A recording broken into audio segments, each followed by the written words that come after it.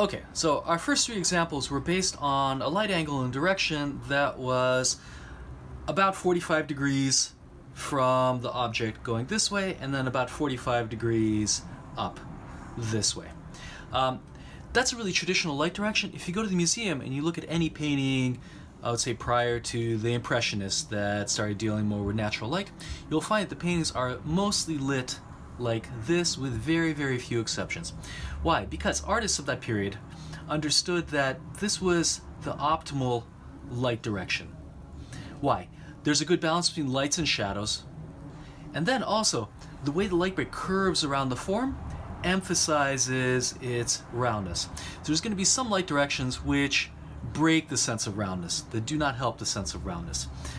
So in this case, this is probably the easiest light angle to work with, and I recommend when you're starting your illustration career, your illustration practice, to more or less stick with this particular traditional light angle. It just makes it really, really easy to create three-dimensional shapes, get good contrast, and create visual three-dimensional clarity. Now, that said, we have lots and lots of options in terms of light direction, but first let's think about what happens to the shape of our light break under different light directions, under different light angles. Let's imagine you have a sphere. Let's make sure it's actually drawn straight like this. Okay. So here's our sphere. Here's a bird's eye view of the sphere, like this. All right, so let's imagine that the sphere is lit directly from the side, going this way, like this. So that's a light source that is coming from here, like this, right? Where would the light break be in this situation? Well, first of all, light breaks always start at the halfway point, which is perpendicular to the light angle. So if our light angle is going this way, here's the middle of the sphere. Let's find a perpendicular line. Our light break is going to start here and here, like this. So in this case, exactly 50% of the sphere is in light, 50% is in shadow. That's going to look like this.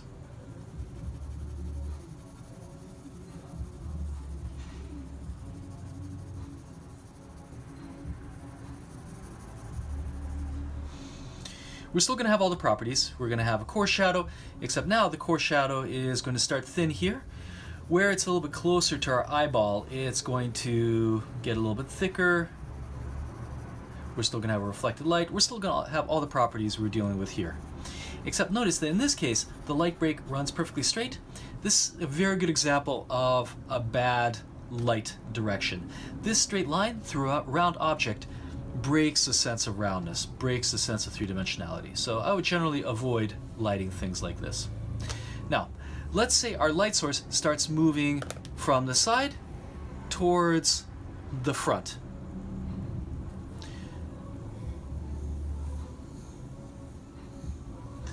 The more our object starts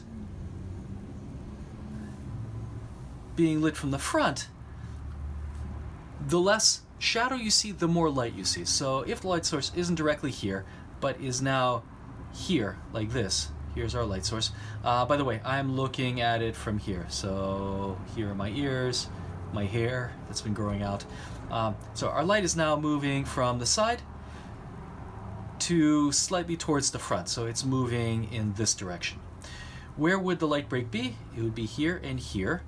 So that's going to be a light break that curves around this way, like this. Similar to this, except directly from the side, not coming from the top.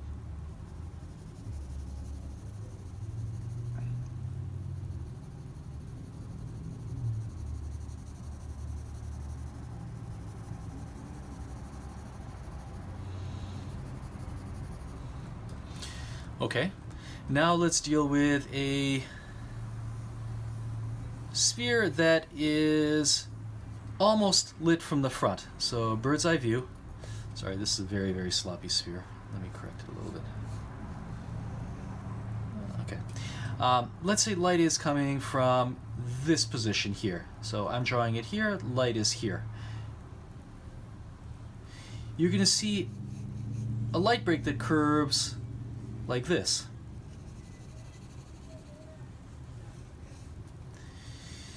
So this is probably not optimal either.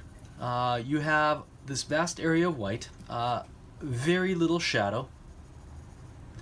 This is going to make it a little bit more difficult to make the objects appear three-dimensional.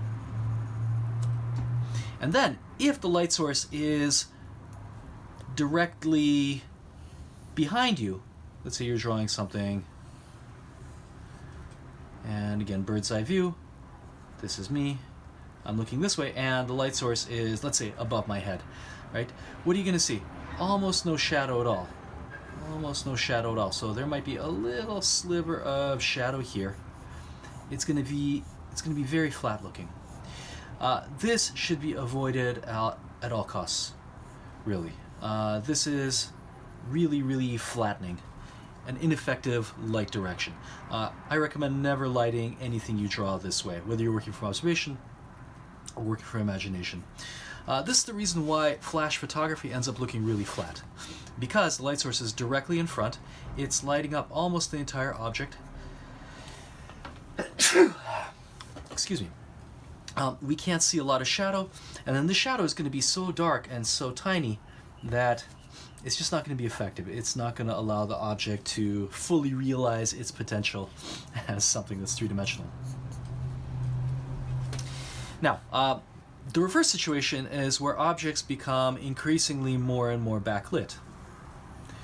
So let's say we have a sphere, and now instead of a light source that's coming from the side, we have a light source that is backlighting the object here. So once again, I'm here, like this.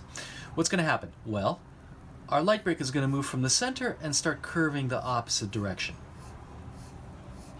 So we're going to start seeing a lot more shadow, a lot less light. That's going to be a situation that looks like this. And the more the light source moves behind the object, the less light you see and the more shadow you see. And the more the light break starts curving. So this is going to be something that is really backlit, like this. So light is coming here and here, and most of the object is going to be in shadow, like that. Here I am once again. These types of light situations are a little bit more advanced, they're a little more difficult, but they can have a lot of visual payoff. They can be very dramatic. I'm thinking about film noir, sometimes German expressionist film. This is definitely a modern setup. I can't think of any examples of traditional paintings that are lit this way, but this can be an effective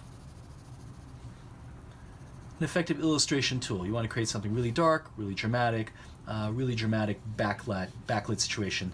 Can be really effective. Now, you can get to the point where your object is entirely backlit. Let's say you have a sphere that is lit directly from behind, maybe from the top. This could get a little bit difficult. So in this case, you might have a light break that runs here, but not much, and the entire object is thrown almost entirely into silhouette. This is pretty difficult. So the two main light directions to avoid, actually the three overall, is this one where the light source is coming directly from the side. That's number one. Avoid, don't do it. Directly from the front and directly from the back.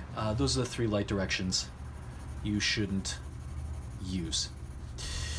But besides that, pay attention to the shape of the light break and how it changes when the light moves around it.